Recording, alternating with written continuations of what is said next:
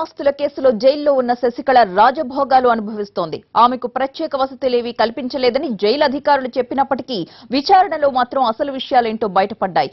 బెంగళూరులోని పరప్పన అగ్రహారంలో శశికళ కోసం ప్రత్యేక ఏర్పాట్లు చేశారు.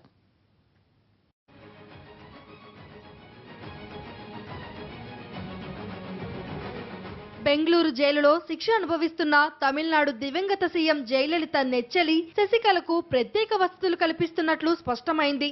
జైలు నిబంధనలకు విరుద్ధంగా అధికారులే ప్రత్యేక ఏర్పాట్లు చేశారు.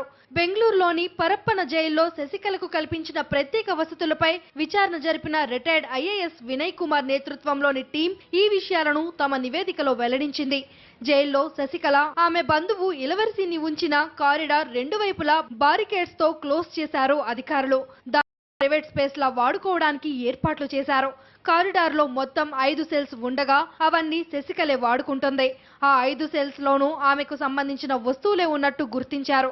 అంతేకాదు జైలు భోజనం శశికళ తినడం లేదని కూడా తేలింది. జైల్లో వంట చేసుకోవడానికి కూడా శశికళకు ప్రత్యేక ఏర్పాట్లు చేశారు.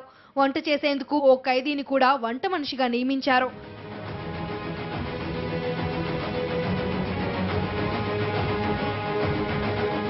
శశికళకు మొదట్లో కల్పించిన క్లాస్ ఏ సౌకర్యాలను ఉపసంహరించుకున్నట్లుగా అధికారులు తెలిపారు.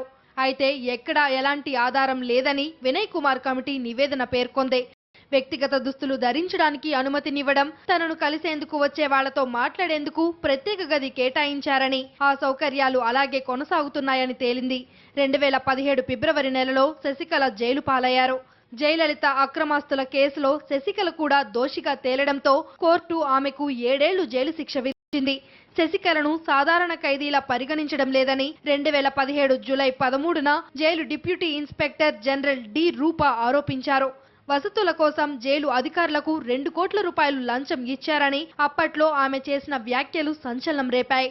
దీనిపై విచారణ జరిపిన బృందం నివేదికలో శశికళను స్పెషల్ ఖైదీగానే చూస్తున్నారనే విషయం బయటపడింది.